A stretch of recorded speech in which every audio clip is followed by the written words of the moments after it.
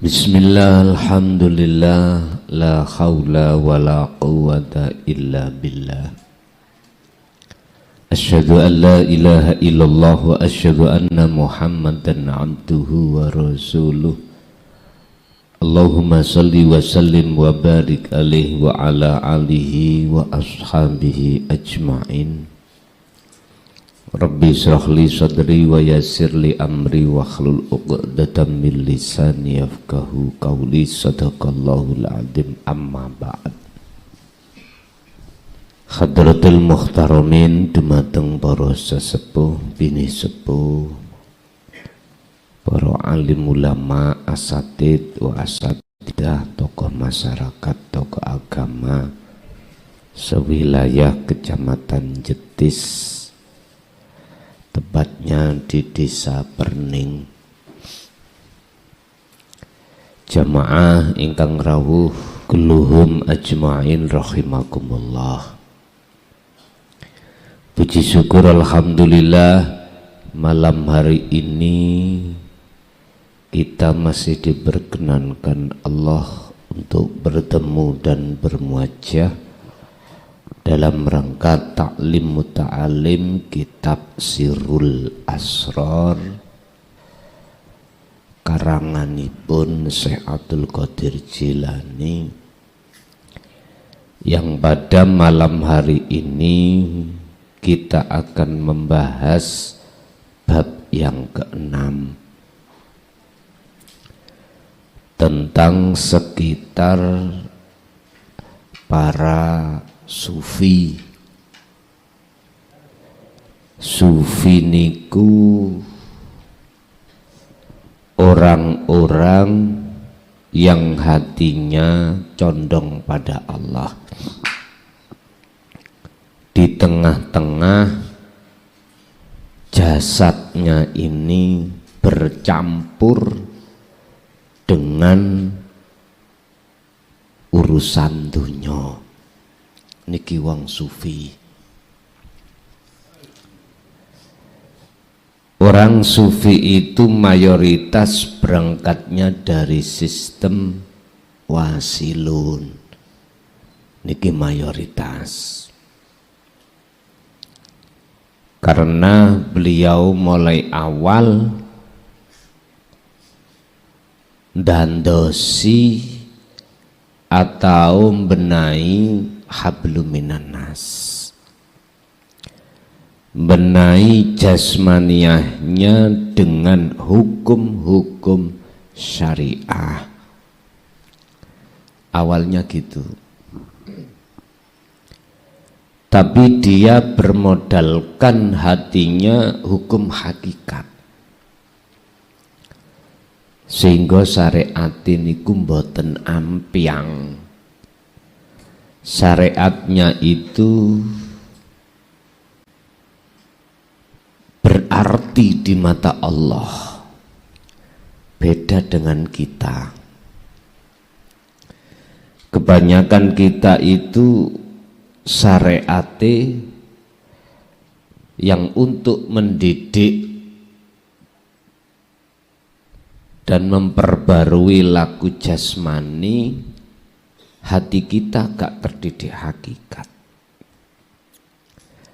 Akhirnya apa? Perilaku ibadah apapun kita dipandang Allah, di mata Allah tak ternilai, tapi di mata manusia ternilai.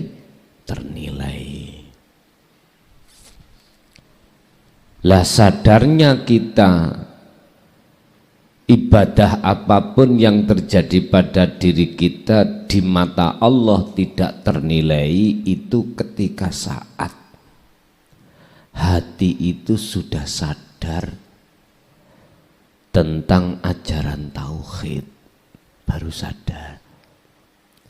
Dulunya kita nggak sadar sama sekali. Wis pokoke nglakoni. Lah ngoten Pak Bu nggih. Urusan kok diganjar apa gak, urusan dilebokno swarga apa gak, Wong katanya janjine Gusti Allah sing laku becik apik ya oleh swarga, sing laku oleh Allah ya oleh neraka. Itu pada dulu saat kita. Akhirnya semua ibadah yang kita lakukan itu orientasinya, tujuannya kita itu minta upah. Karena upah sangka Gusti Allah. Sehingga tarkibe wajib adalah jikalau kita menjalankan mendapatkan pahala, jikalau kita tinggalkan mendapatkan siksa. Berupaya kita bagusi. Ada sunnah, jikalau kita lakukan dapat pahala kebaikan, jikalau tidak kita lakukan enggak mendapatkan apa-apa. Makruh yang ngono, jikalau kita lakukan enggak dapat apa-apa, jikalau kita tinggalkan mendapatkan kebaikan. Lawani dari sunnah dulu, Pak. Lah sekarang jenengan pantas disebut ahli sufi ku pantas. Apa? Sesuai dengan keterangan di dalam kitab Sirul Asrar ini, orang yang awalnya itu membenahi aturan-aturan jasmaniah di dalam hukum syariat, tetapi hatinya juga membenahi dengan hukum hakikat. Jadi sholatnya enggak ngawur, gur jungkar, jungkir, mboten. Wonten artine. Ada artinya.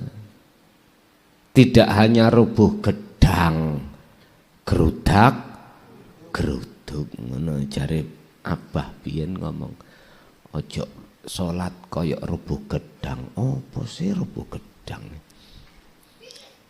Iku ibarat ngoten niku.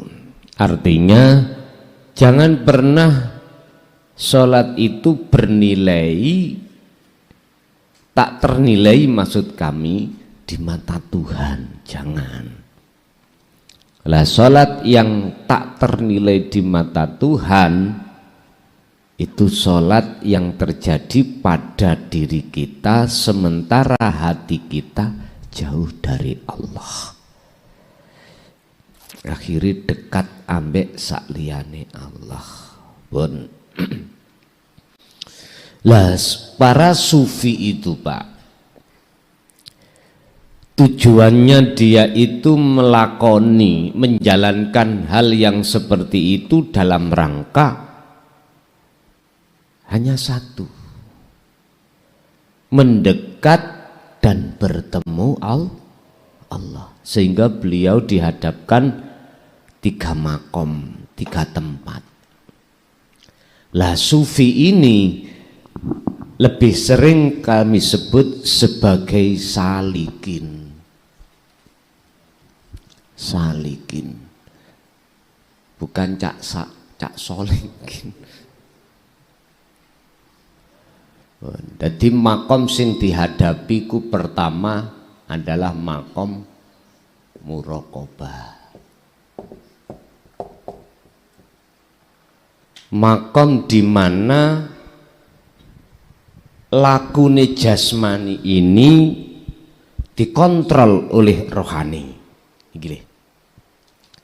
Akhirnya di dalam hati jenengan Allah itu terasa dekat. Sebab apa kok terasa dekat? Karena hati beliau-beliau itu selalu menjalankan dzikir sirul asrar dalam setiap ibadah apa wae. Seiring berjalannya waktu dia itu melaksanakan di makom muraqabah, nanti ada waktu yang Allah tentukan untuk dimasukkan di alam berikutnya adalah ngalam fana.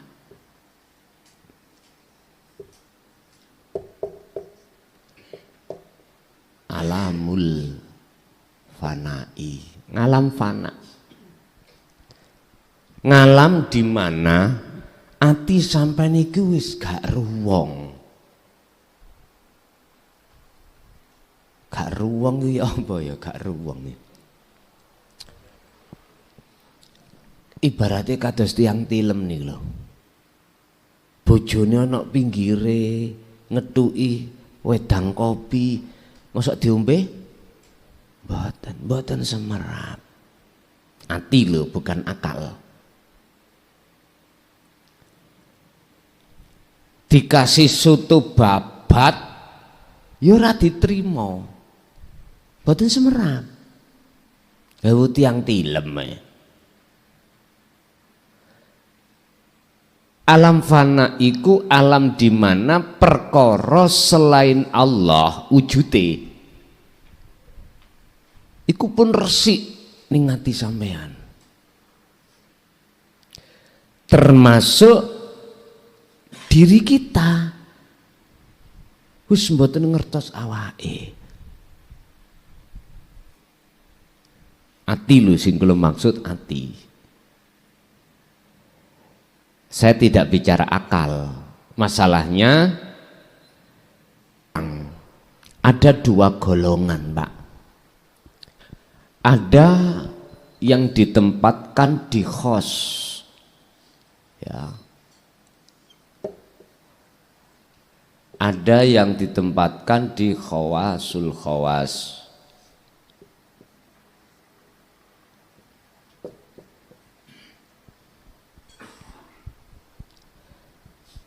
Ketinggal nggih. Kuwedi sepidole masalah. Mesake sing ado-ado nih. Ketika jenengan diletakkan di khos,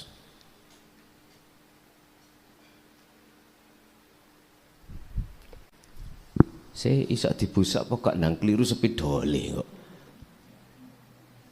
Oh nggih saged.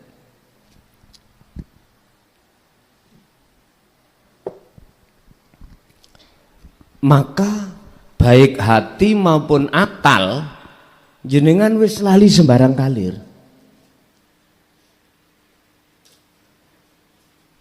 Lah durasi waktune lali iki sing lali sing lalekno kan Allah. Iku kala-kala ada sing sak detik, ada 1 menit, ada 1 jam, bahkan ada yang tahunan. Kadang-kadang jenis sepedaan gak ngerti murus tutuk. Terjadi ngenten iki nggih. Loh itu nanti gak bahaya tah. Lah ngoten nggih. Nek pas sepedaan nggih pas lenggan ambek rondo. Nggih ngapunten. Allah mboten, Pak.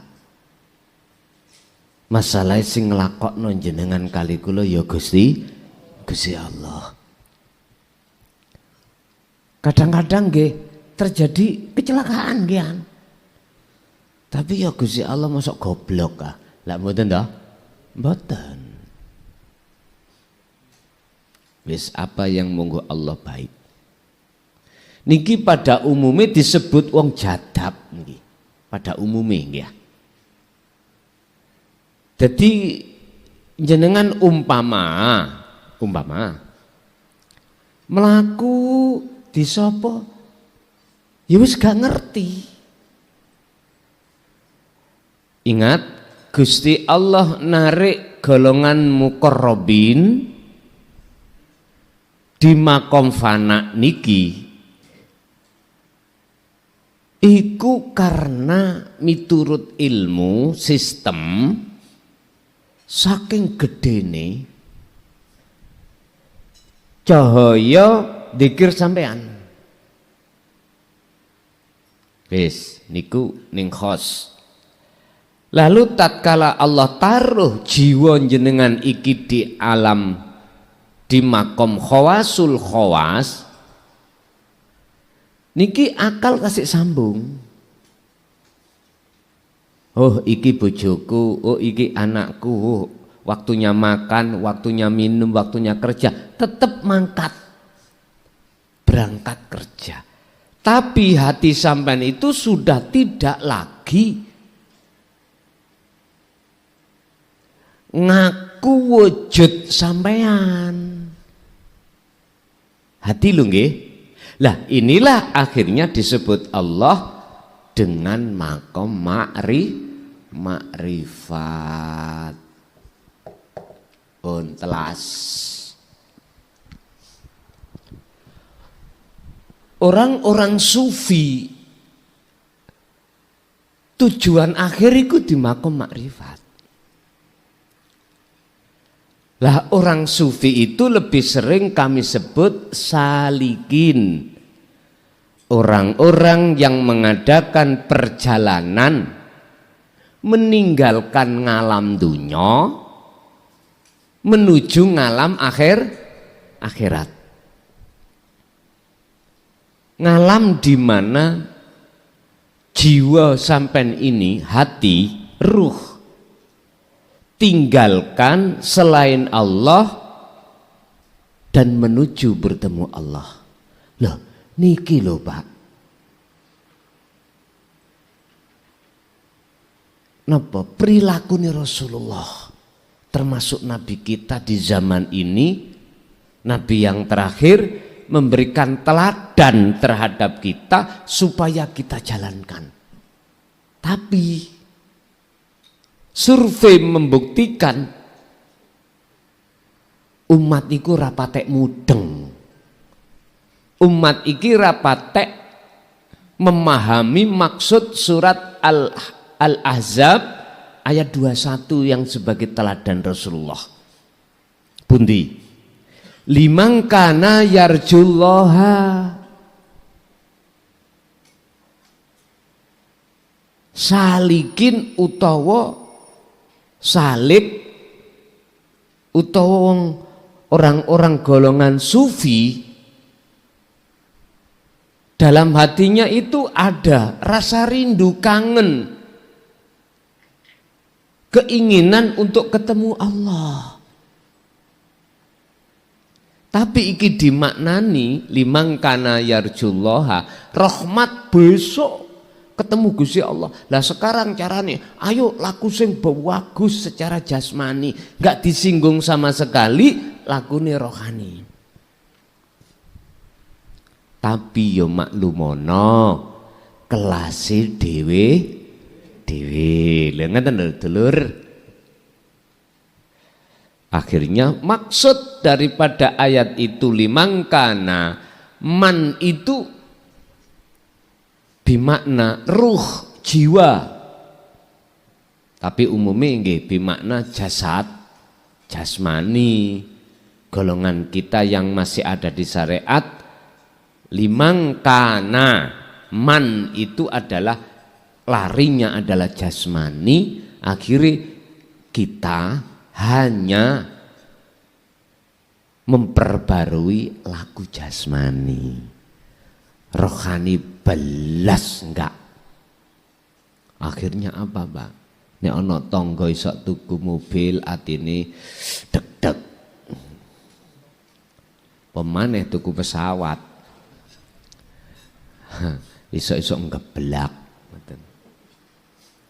Sebab kita di tengah masyarakat itu Pak, pada umumnya saingan.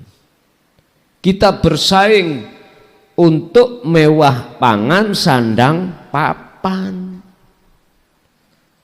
Sebab kalau tidak mewah ini di mata manusia, kita golongan orang yang nggak patek api. Ngeten lah. Coba njenengan nek sugih terus dermawan dijempol wong. Lah ngoten nggih. Wis melarat. Utange ngalor ngidul. Wis dereng disaur utang maneh mesti wong gregeten. Lho ngoten niku. Ngapunten Kang Kada.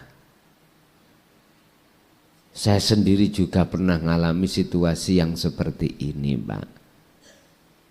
Sebetulnya sinten mawon nggak ingin, Pak, nggih,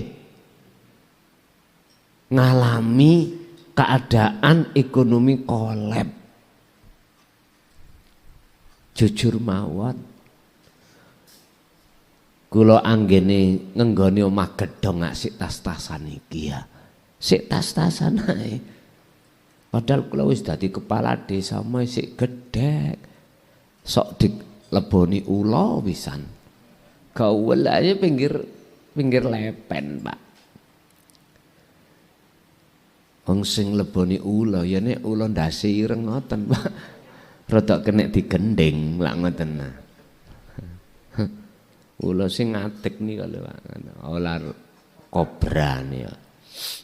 Is diapakne. Pisan tak kandhani iki duduk nggonmu metu wae. Nggih metu. Nomor pindho malah angkruk-angkruk ndukur piring. Nggih, rak niku lho.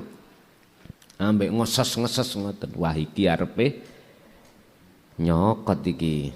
Tak tawani rokok ya tambah. Baik kepingin rokokan ngoten lho. Tak tawani rokok tambah ngadeg jengongok. Oh, berarti dikongkon disuruh keluar enggak mau, dikasih rokok enggak mau, kok ndelalah. Ning cagak niki wonten sabuki hansip. Kula kan sok hansipan dhisik. Oh njaluk dikepuk kok ndelalah mboten kena piringi, kena ndasik, langsung matek. Lah pinggire ngeten pun WC yuga kula sing alit jahit niku waktu iku. Bengok-bengok bi wonten ula entong ngoten lho. Kula kinten entonge sega lho ngoten lho. Ndelalah kok ya pas kula ningali nek erak niku wow. Nggih. Nggih mati terusan. Padahal niku kula pun dadi kepala desa sak proden ya. Lah wis ngalami yang seperti ini itu kami pun ya pernah, Pak Bu. Pernah. Sinten mawon enggak ingin lah cara miturut manusiawiyah di mana sih Pak ana wong sing kepingin dadi miskin lak mboten enten ta. Tapi kalau itu wis kehendak Allah mau diapa? Mboten saged. Tetap harus kita jalani. Harus. Lah orang-orang sufi, orang-orang salik ini enggak akan terpengaruh dengan kekurangan ekonomi atau terpengaruh dengan gebyare mewahi dunya, mboten terpengaruh. Karena apa? Karena beliau itu wa'tasimu bihablillah, selalu megang teguh taline Allah, yaitu berupa zikir. Niki lho Pak. Jadi mboten gampang. Mboten gampang niku sok-sok kadang-kadang nggih kena ulap.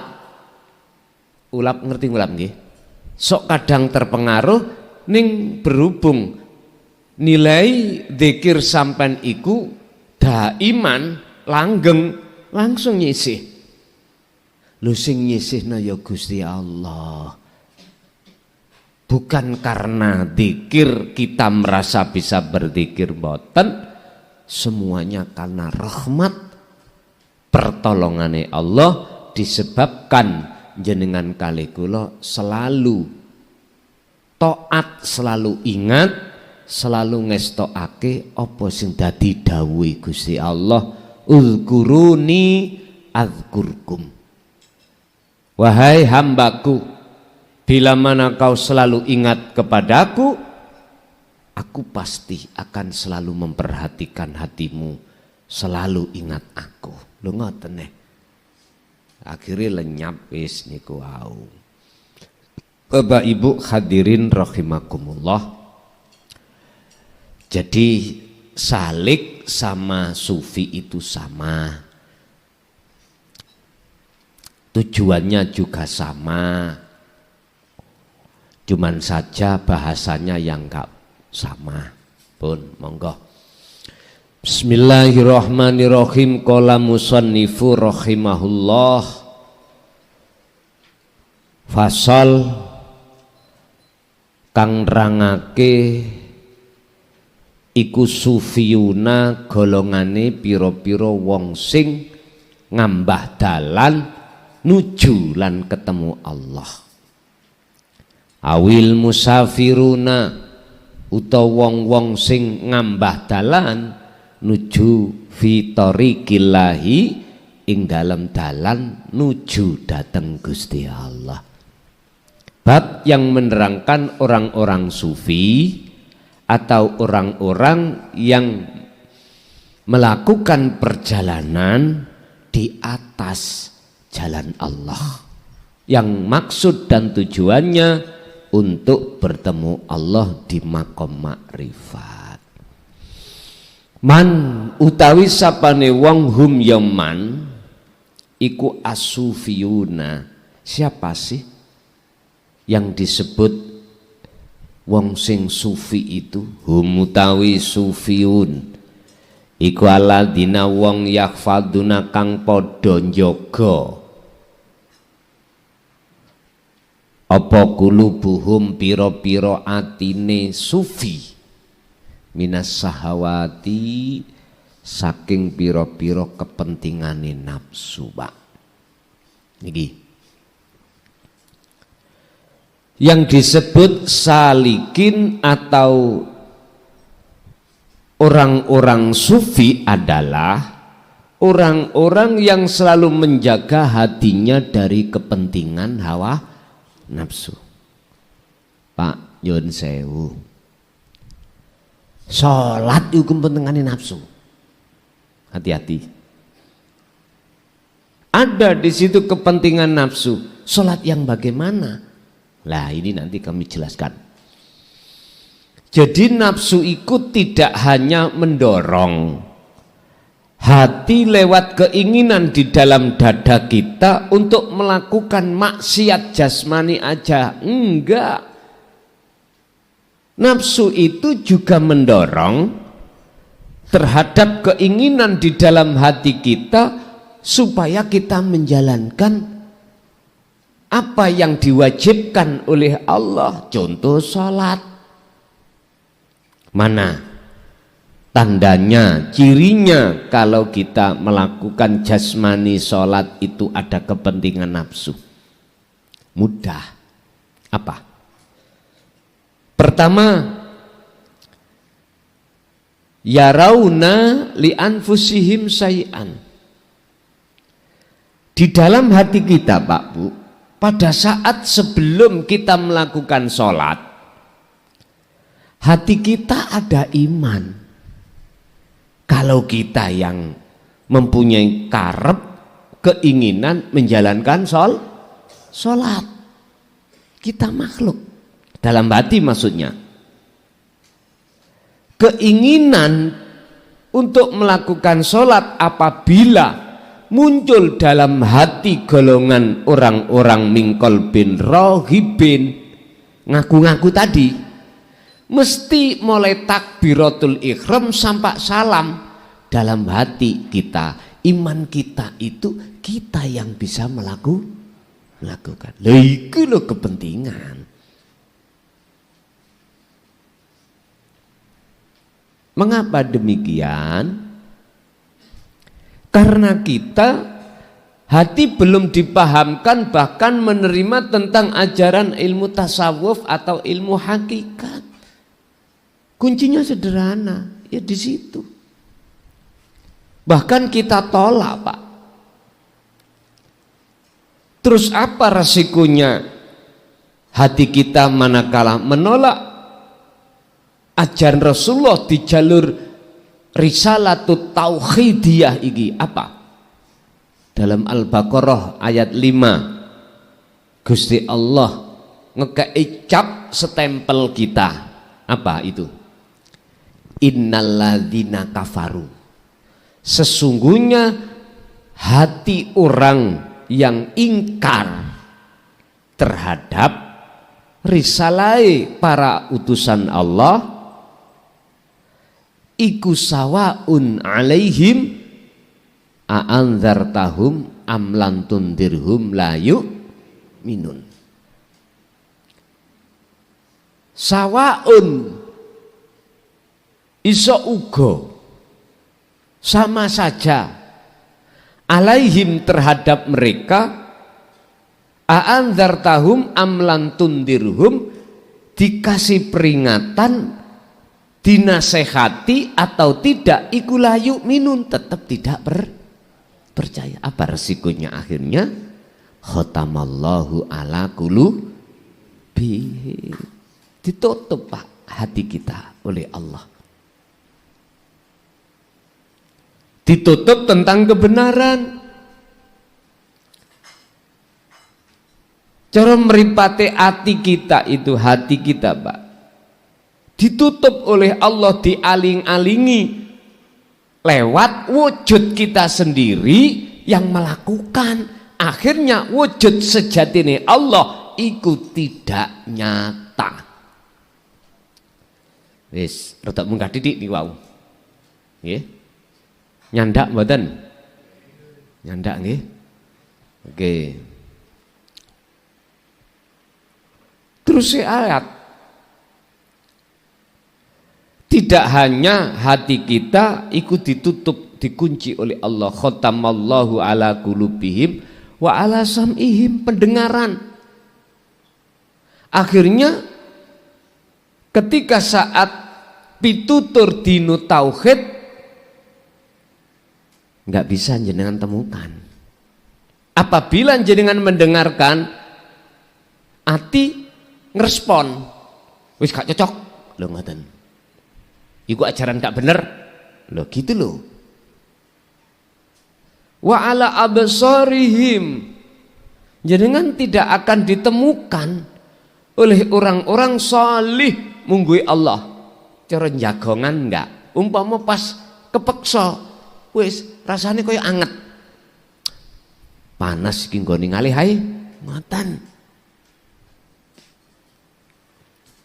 Kisawatu walahum adzabun adzim.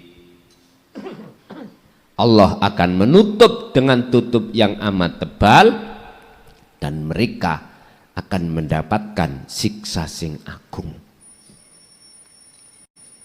Pundi ning dunya siksane agung. Ati ki panas Pak. Ati ana rasa khawatir, gelisah, takut dengan sesuatu apapun. Anak kusuk iku dadi apa ya? Ana rasa khawatir. Aku nyambut gawe iki kok hasil apa enggak ya? Dadi ana rasa khawatir. Lah, ini disebabkan karena kita tidak bisa memandang semua apapun itu sing ngatur mung Gusti Allah. Si aku makhluk kae terus. Lah, golongan sufi niki Pak, atine kreksa, hatinya terjaga dan dijaga oleh Allah. Tatkala ada kepentingan nafsu langsung kasih sinyal. Terus karena dia tekun terus berzikir itu loh Pak, akhirnya Allah menjaga terhadapnya. Ngene iki ora gampang. Nggih. Nanti di belakang ada keterangan seberat apapun. Di belakang nanti ada keterangan yang mengatakan kamu jangan putus asa, ingat janji Allah. Jangan pernah khawatir dengan nafsu yang selalu menggoda dirimu dengan kepentingan-kepentingannya. Jangan khawatir. Nanti di belakang ada keterangan sekaligus hujah dalam Al-Qur'annya ada. Pun kita lanjut. Wahum alladzina tatahharat bawatinahum wastanarat binuri ilmi tauhidi. Wahum lan utawi mereka iku alladzina wong akeh tatahharat bawatinahum ing pira-pira ngalam kebatinane rohania mereka. Apa? Selalu disucikan. Wastanarat lan selalu mencorong atau den terangi binuri ilmi tauhid dengan cahaya ilmu tauhid. Mereka niku Pak tidak hanya dijaga dari kepentingan nafsunya, akan tetapi juga disucikan alam batiniahnya. Disucikan dari apa? Minal asnam, dari perkara-perkara yang mengotori hati. Jawabannya karena dia tekun terus berzikirnya. Tidak cukup di situ, wastanarat binuri ilmi tauhid, dan selalu diterangi oleh cahaya ilmu tauhid, kefahaman, sehingga ngalam semua kejadian ini oleh karena nur cahaya ilmu tauhid itu menerangi pada dirinya, paham maksudnya kejadian alam niku paham, sehingga jenengan ketika saat mendengarkan ceramah khusus jelasno syariat, hakikatin jenengan paham karena binuri ilmi tauhid, diterangi hati salikin tadi, hati para sufi dengan cahaya ilmu tauhid. Yang kesemuanya itu maksud dan tujuannya adalah lil qurbi minallahi waliqaihi, krono arai untuk mendekat terhadap Allah, waliqaihi lan bertemu Allah.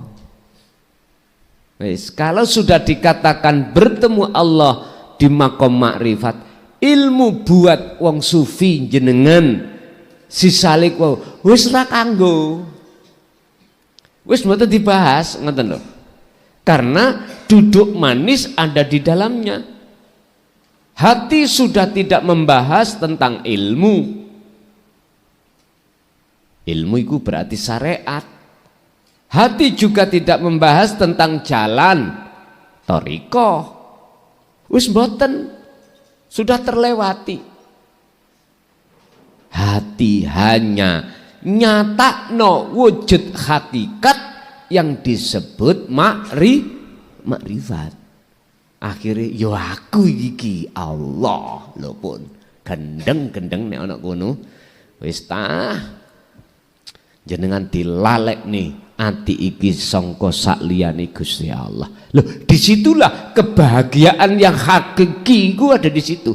Itulah kebahagiaan yang abadi, abadan. Makanya mengapa dalam Al-Quran kalau bicara tentang masalah surga lan neraka ikulah abadan nggih. Khalidina fiha abadan. Lawasi. Ya aku ya sondok curiga. Jari sing kekal Gusti Allah tok. Padahal surga neraka kan makhluk. Lah ngoten nggih? Lah kok disebut kekal? Iku sanepan. Ternyata maksudnya siapapun kita tatkala sudah dapat rahmat cahaya makrifat, makom makrifat ini, ngapunten, yaiku sejatine wong sing nampa, orang yang menerima sejatine kebahagiaan. Wonten mriku.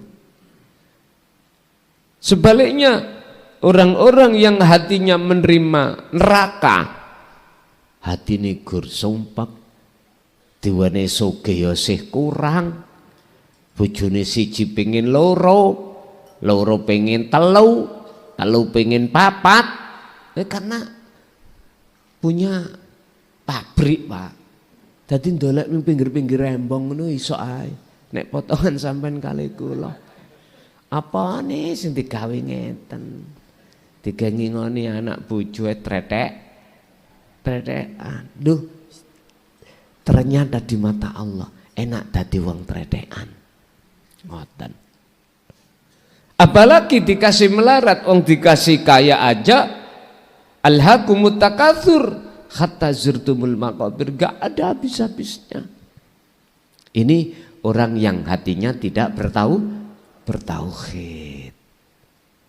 Kalau hatinya itu tergolong salik atau wong sufi, mboten.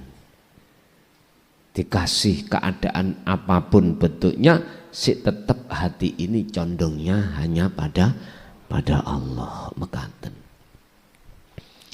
Bun wahada utawi kondisi sing kaya ngunu ghaliban ing dalem kaprae iku ma hada nusammihi kang ngarani sapa ingsun ing ma diarani salikina ing golongane wong salik. Lha niki le mengapa saya inilah jawaban mengapa saya katakan wong sufi itu sama pengertiannya dengan salik.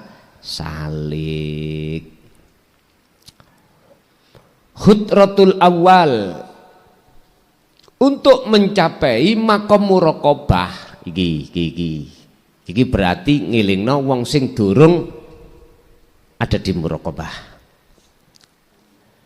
Ceritane wong sufi iku kok bisa sampai ke makrifat Allah, ada beberapa langkah yang beliau tempuh.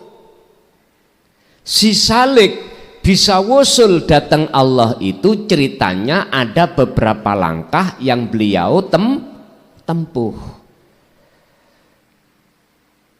Al khutwatul awali utawi langkah kang awal. Niki langkah awal.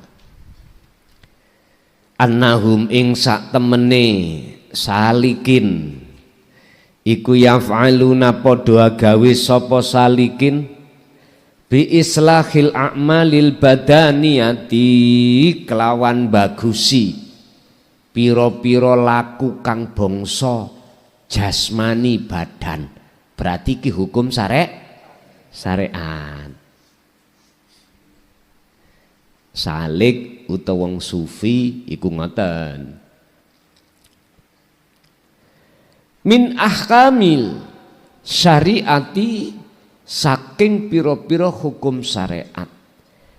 Secara jasmani dia bagusi lakune jasad iki dengan beberapa hukum yang ada di dalam hukum syariat.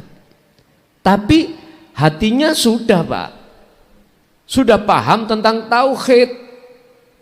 Dan ini loh maksudnya.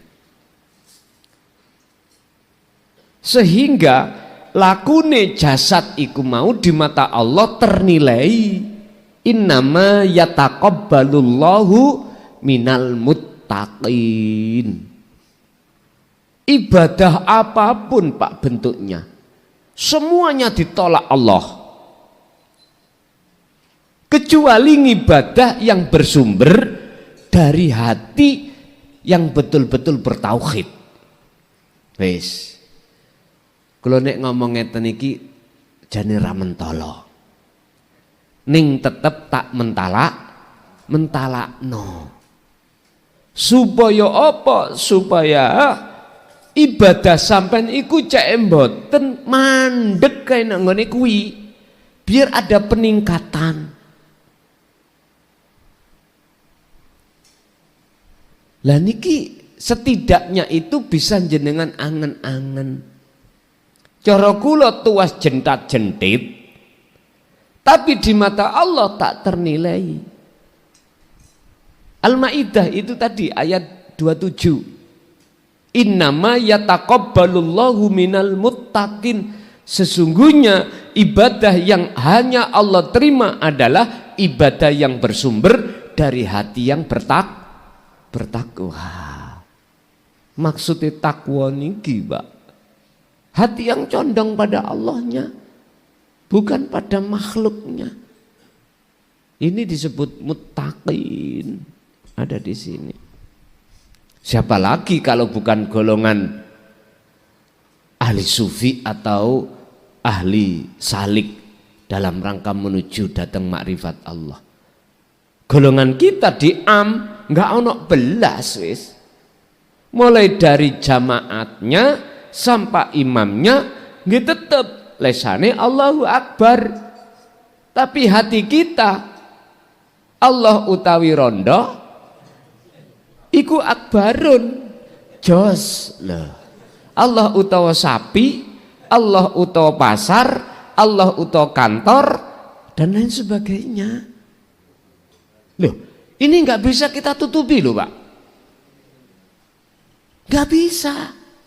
Memang realita, faktanya seperti itu kita.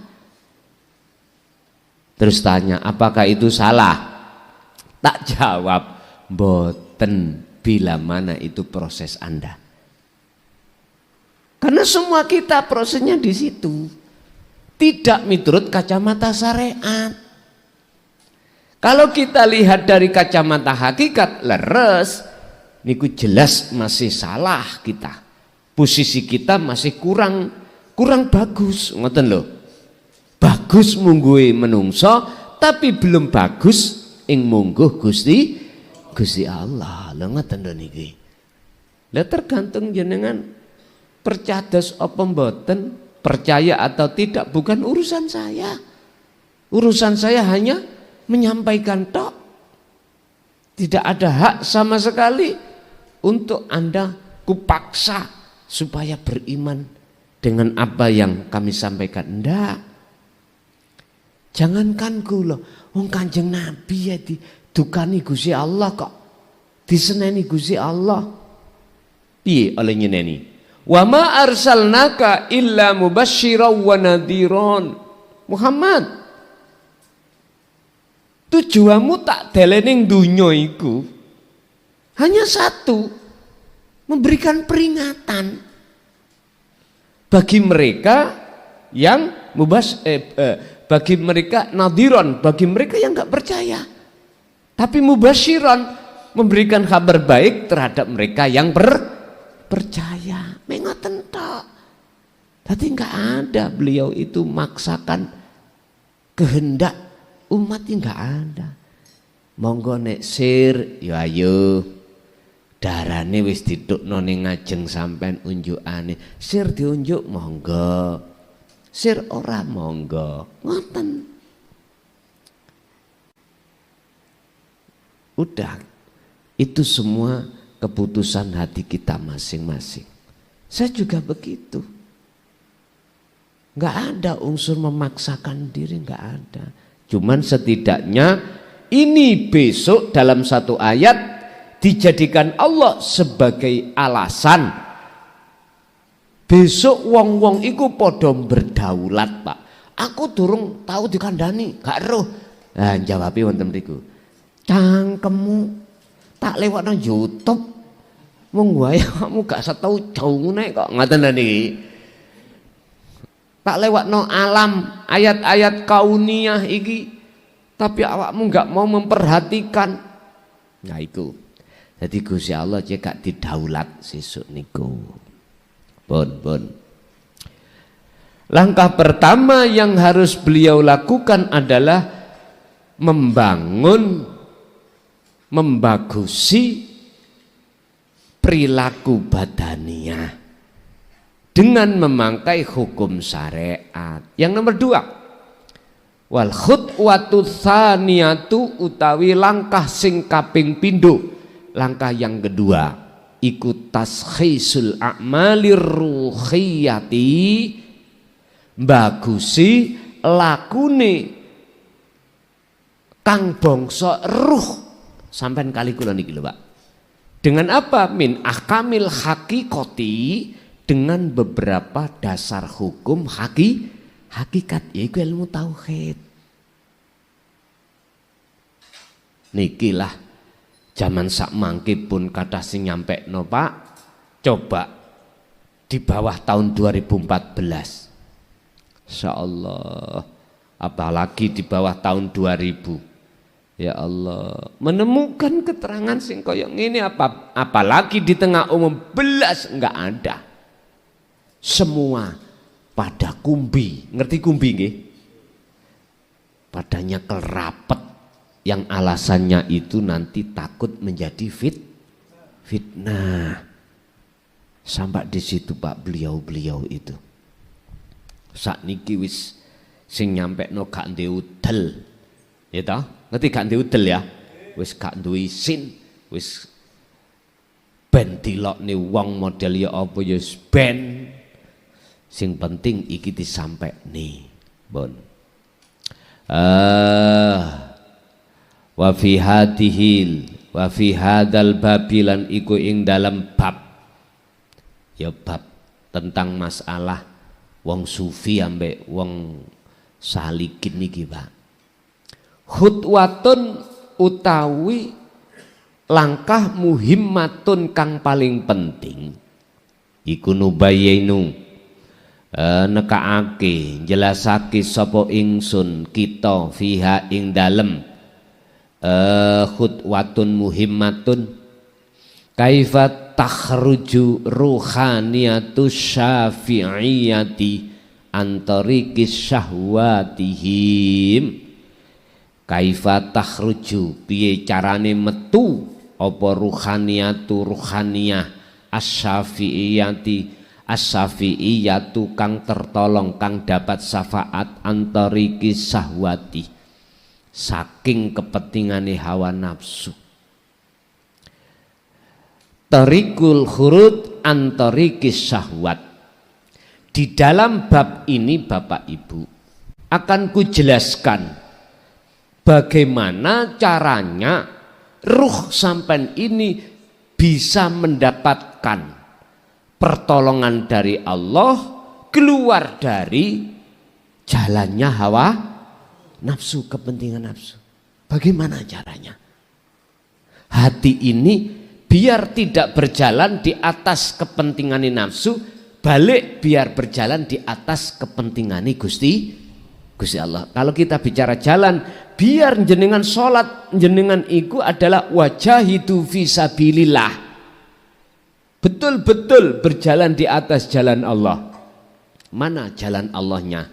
Dalam surat Bayyinah ayat 5 Allah katakan wa ma umiru illa liya'budullaha mukhlishina lahuddin khunafa'a. Anda akan bisa menyembah Allah di atas jalan Allah jika laun jenengan ini mukhlishina lahuddin, dengan sepenuh hati menjalankan perintah Allah ini. Apa tadi? Mukhlishina lahuddin khunafa, hati disarangi dengan condong di dalam keesaan Allah. Ini hanya golongan salik Pak yang bisa jalankan inilah. Golongan kita yang diam tidak bisa, sebab gak punya akses Pak. Dan kita belum golongan orang yang dipilih Allah, belum. Kalau kita diam itu Pak, kalau kita sudah disalik atau sufi, ini golongan yang sudah Allah pilih. Yastami'unal qaula. Mengapa? Sebab jenengan dipilih oleh Allah karena yastami'unal qaula. Mereka ini ketika mendengarkan kaul dawuh-dawuh Allah atau ilmu-ilmu yang berkenaan dengan ilmu sejati atau ilmu tauhid, ilmu sing hunafa condong menyang Allah, jenengan terima. Ning dodo sampen buka akhiri beriman. Wa fayattabi'una aksanahu. Tidak cukup sampai di situ jenengan ngamalke. Berarti inilah yang kumaksud menjalankan zikir khalwat itu. Pun nggih iki alasane. Pun Tarikul khuruji utawi dalani metu antarikis syahwat saking dalane kepentingan nafsu. Pertama, yajibu wajib apa antaf'alah yen to agawe sira bi ghuslir ruhi kelawan nyucekake ruh. Niki ada yang mengatakan tazkiyatun nafsi atau bitazkiyatin nafsi, bersuci diri dari jiwa yang kotor. Terus carane piye? Carane bersuci diri. Wajib bagi kita, bagi panjenengan untuk melakukan bebersih diri. Makanya kadang-kadang yang desa kan wonten ngeten, Pak. Ada adat kita orang Jawa. Kalau bulan Suro iku bersih desa. Lah ngoten nggih. Tapi sayang sedikit gak dipahamke. Maksudnya bersih desa iku ya apa? Desa iku wadah, Pak, tempat yang dihuni oleh masyarakat. Ati ku wadah, tempat yang dihuni oleh jiwa. Saya yakin siapapun jenengan kadus atau penghuni desa itu, nek ana penyakit tak ditokno nggih. Wis, Pak Kades iku nek ana penyakit sing grogoti desa, didupak, Pak. Disisihno. Kadang-kadang ada loh, Pak. Omo, tahu omo nggih? Warga iku gak tahu panen. Ujung-ujung mau panen dihabiskan tikus, wereng kadang. Ngono anggere sampean sing paling ngeluh sapa? Kepala desa, Pak, utawa Pak Kadus. Ngeluh. Niki kalau pemimpin itu punya anu loh ya, punya istilah itu pikiran, toleransi terhadap warganya mesti seperti itu. Mencari cara, ikhtiar, usaha, kadang-kadang sampai digonang-goni wong pinter-pinter. Lah ngoten nggih. Bicarane omong niki mboten manjing, tidak masuk, mboten nyerang tanamane warga kula. Niku tanpa sepengetahuan kita sebagai warga. Ini kan kadus utawa kades peduli. Wis kadang-kadang dikon beleh wedhus, beleh sapi. Ana sing model ndase kongkon mendem ya ngono ah, gitu. Kadang-kadang dikongkon istighosah. Wis macem-macem dalane. Wong goleki pitik nang gadangan. Pitik ilang niku lho, Pak. Kan peteng nggo sentolop ya oleh, nggawa oncor ya oleh. Padha padange, padha ketoke.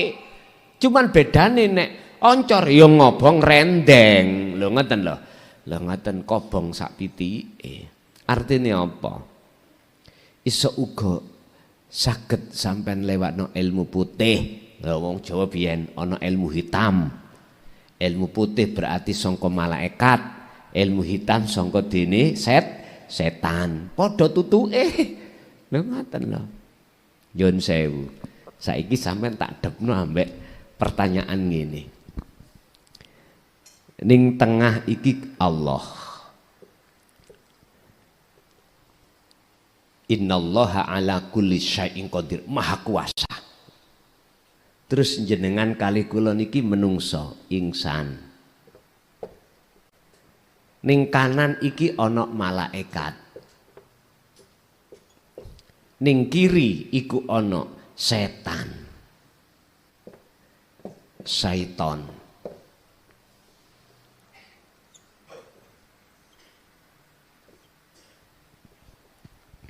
Nek jenengan jane sak nrimo iki.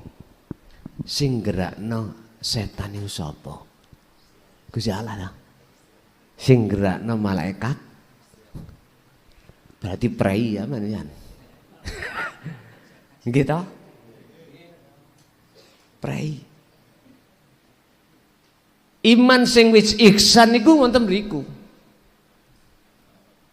Ihsan.